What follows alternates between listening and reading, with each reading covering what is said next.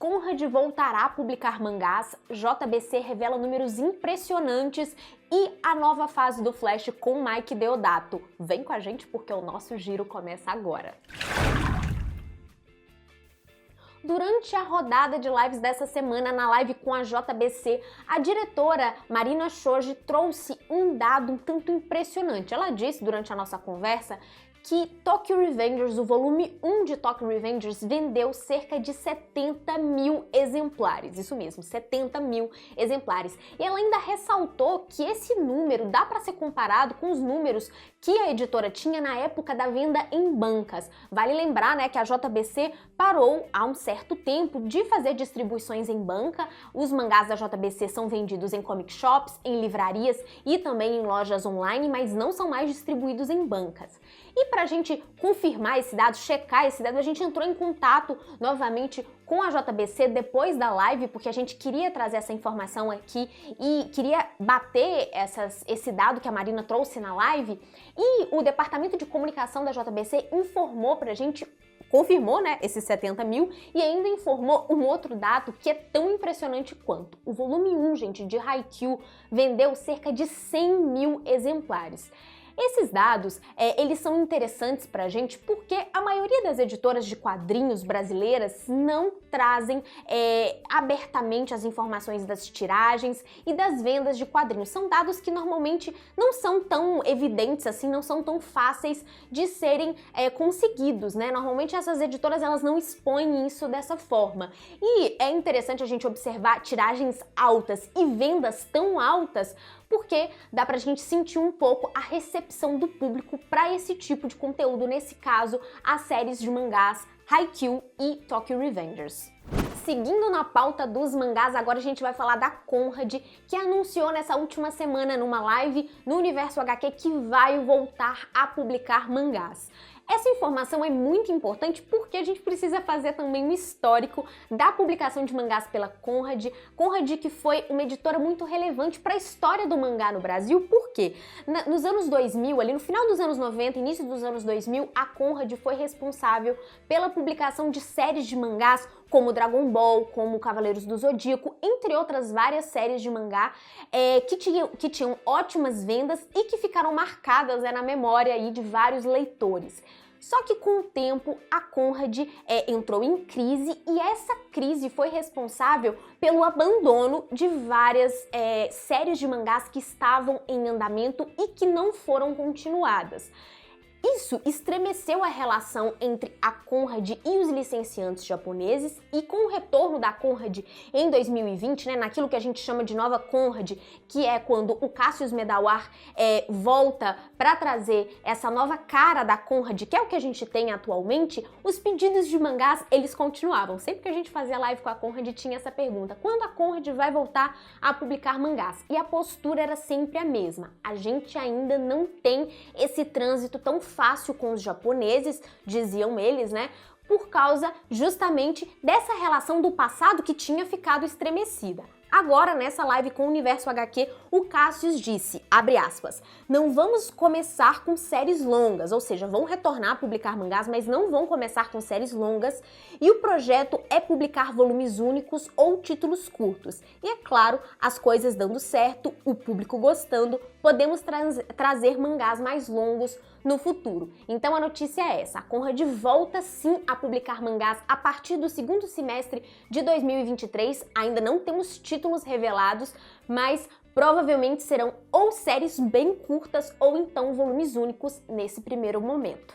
O paraibano Mike Deodato Jr. volta à DC Comics para fazer uma nova fase do Flash que foi anunciada nessa última semana. Essa fase está prevista para começar no mês de setembro nos Estados Unidos e conta, além do Mike Deodato, né, nos pincéis, com o Simon Spurrier, que vai ser o roteirista e que já foi responsável por títulos como X-Men, como Hellblazer e também Star Wars. Vale lembrar, gente, que o Deodato teve uma fase muito relevante, muito famosa da Mulher Maravilha nos anos 90 e que durante muito tempo o Deodato foi desenhista exclusivo da Marvel, né? Ficou por anos trabalhando na Marvel e agora ele volta à DC depois de um tempo fazendo projetos autorais, né? Desde 2019 o Deodato tinha decidido ficar focado mais em projetos autorais e agora, a partir de setembro, teremos Deodato numa série regular do Flash, que vai ser essa nova fase. Além disso, outra nova fase que foi anunciada foi da Mulher Maravilha, que vai ser escrita pelo Tom King, né, autor de Visão, autor do Senhor Milagre, tem também uma fase do Batman, enfim, e nesse caso a arte vai ficar por conta do Daniel Samperi. Lembrando que também a Mulher Maravilha começa no mês de setembro, essa nova fase lá nos Estados Unidos. Falando em Tom King, será que tem uma adaptação de Xerife da Babilônia vindo por aí? Na verdade, isso inicialmente é só um desejo. O Steven The Knight, que é o showrunner responsável por aquela série do Demolidor que saiu originalmente na Netflix e também pela série de O Legado de Júpiter, ele trouxe um comentário no Twitter, na verdade ele fez um retweet com um comentário sobre Xerife da Babilônia, dizendo que ele ainda quer muito conseguir os direitos para adaptar a HQ do Tom King e do Mitch Gerads. Esse quadrinho, gente, é uma história ficcional, mas que é baseada, de certa forma, nas vivências do Tom King enquanto ele foi agente da CIA lá no Iraque. Então é uma história que mistura ficção e também alguns elementos autobiográficos do Tom King, e essa história tá disponível no Brasil pela Panini Comics, mas essa adaptação ainda é só um desejo mesmo do The Knight, ainda não temos nada confirmado, não tem nada oficial ainda, ele só disse que realmente quer muito fazer essa adaptação acontecer. Quem sabe, né? Ser nos próximos capítulos. No último dia 10 ficou disponível para download o aplicativo Funktoon, que foi inclusive anunciado durante a live com a editora Universo Guará na nossa rodada de lives com editoras aqui no canal. O Funktoon é um aplicativo que é voltado para leitura de quadrinhos brasileiros e ele se assemelha bastante com o modelo que a gente já conhece do Tapas e do Webtoon. No caso, como eu disse, o Funktoon é realmente focado em quadrinhos brasileiros e ele traz tanto os títulos publicados pela editora Universo Guará, quanto títulos de outros quadrinistas. Tem André Damer, tem Laerte, tem Elodângelo, tem vários quadrinistas brasileiros que também estão disponibilizando suas HQs lá no Funktoon, e também um diferencial, que é o próprio artista independente poder subir o seu quadrinho lá na plataforma. O Funktoon é um aplicativo que é gratuito, mas se você quiser ter acesso completo a todas as HQs, inclusive a segunda temporada do Almanac Guará, por exemplo, que vai estar disponível apenas no aplicativo, você precisa pagar uma assinatura mensal de R$ 9,90. O download do app, repetindo, o download do app é gratuito, mas esse acesso livre custa R$ 9,90 ao mês. Outra novidade da semana é a divulgação da data da CCXP 2023, que volta a acontecer no São Paulo Expo, né? Tradicionalmente já acontece lá no São Paulo Expo, em São Paulo, e neste ano teremos a CCXP entre 30 de novembro e 3 de dezembro, com o Spoiler Night acontecendo na noite do dia 29, né? O Unlock também acontece entre os dias 28 e 29, e os ingressos vão estar disponíveis para compra a partir do dia 6 de abril. Você consegue conferir todos os dados mais detalhados, né, no site da CCXP e também nas redes sociais do evento. Bloco de pré-vendas para você ficar de olho nas pré-vendas que começaram nessa última semana. Começando aqui com As Muitas Mortes de Layla Starr, do Ranvi e do Felipe Andrade, inclusive que foi anunciado aqui na rodada de lives pela Devir, e que é uma HQ que está prevista para o mês de abril, é volume único, tá, pessoal? Seguindo aqui com 3 HQs que entraram em pré-venda pela Conrad. Começando com Goya Saturnalia, que é um quadrinho espanhol que faz uma espécie de biografia do Francisco de Goya, previsto também para abril. A Noite dos Palhaços, da Laerte, que faz parte do HQ para Todos, aquele selo de quadrinhos acessíveis da editora Conrad, lançamento também em abril. E também em abril temos outra HQ da Conrad, que é O Czar Acidental, A Vida e as Mentiras de Vladimir Putin, que é ilustrado pelo Box Brown. E lembrando, pessoal, o Box Brown vai estar no clube de leitura para apoiadores do Fora do Plástico esse mês, hein? No final desse vídeo a gente fala mais sobre isso. Então é ilustrado pelo Box Brown e tem roteiro do Andrew Wise e está previsto para o fim de abril. Seguindo aqui com um quadrinho da Script, As Coisas Simples, é uma HQ italiana e que está prevista para maio. No caso da Script, né, a pré-venda acontece na Amazon e também lá no Catarse.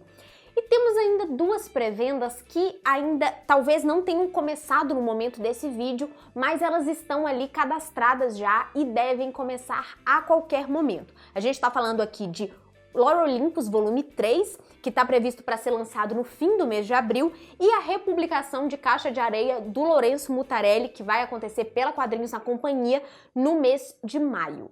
Vamos relembrar a rodada de lives dessa semana com o nosso resumão aqui. A gente começou a semana recebendo a M-Mart, em que a gente comentou sobre as publicações que estão previstas para 2023. A gente tem artbook do Shimamoto, tem também um livro novo que compila tiras do Luiz G e lançamento de Atlas e Dante, uma série de quadrinhos do Daniel Bass e do Lote So. O Márcio Paixão trouxe várias informações pra gente, é uma live que tá muito gostosa de assistir, então a gente já recomenda, né? A gente sempre recomenda isso, mas assista as lives da rodada, mesmo que você não pôde assistir ali ao vivo, assista depois aqui no nosso canal.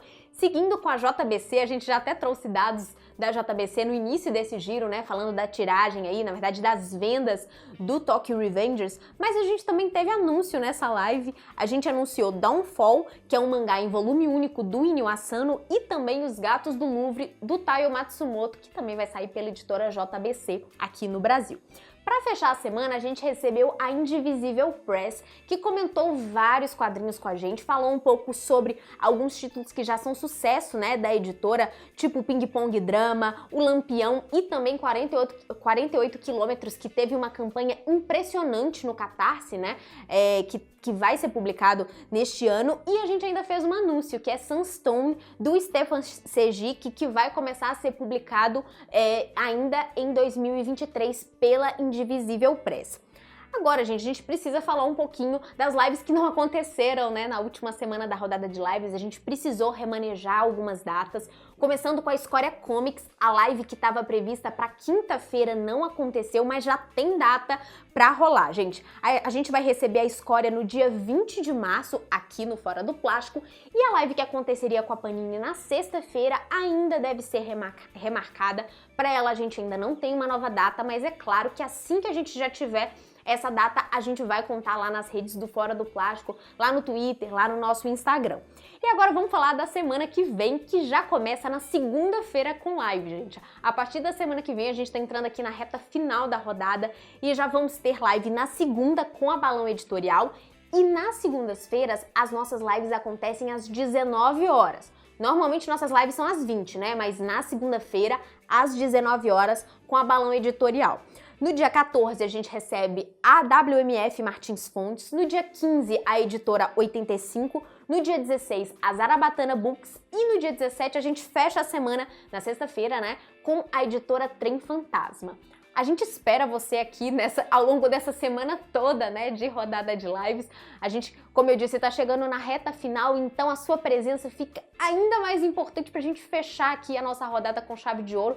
A gente deve terminar a rodada na outra semana, né, sem ser nessa semana que começa agora, na outra. Então a gente espera você, fica aqui com a gente pra acompanhar a rodada, acompanha ao vivo, acompanha depois, enfim, assista as nossas lives, porque é um material que a gente faz com muito carinho aqui pra você. Você pode ser apoiador ou apoiadora do Fora do Plástico e nos estimular a fazer esse trabalho aqui e continuar trazendo esse conteúdo, né, com periodicidade, com qualidade, em apoia.se/Fora do Plástico. Lá no Apoia-se você confere todas as modalidades de apoio, quais são as recompensas, mas eu já destaco que a gente tem sorteio, grupos do Telegram e clube de leitura. Eu tinha falado do Box Brown, né? A gente vai ter clube de leitura sobre cannabis nesse dia 25 de março, é um sábado, a partir das 14 horas. Então, se é um tema que você queria discutir, se é um quadrinho que você queria discutir, chega mais, vem ser apoiador ou apoiadora do Fora do Plástico. E não esquece também de deixar seu like aqui nesse vídeo e se inscrever no nosso canal. Até o próximo giro!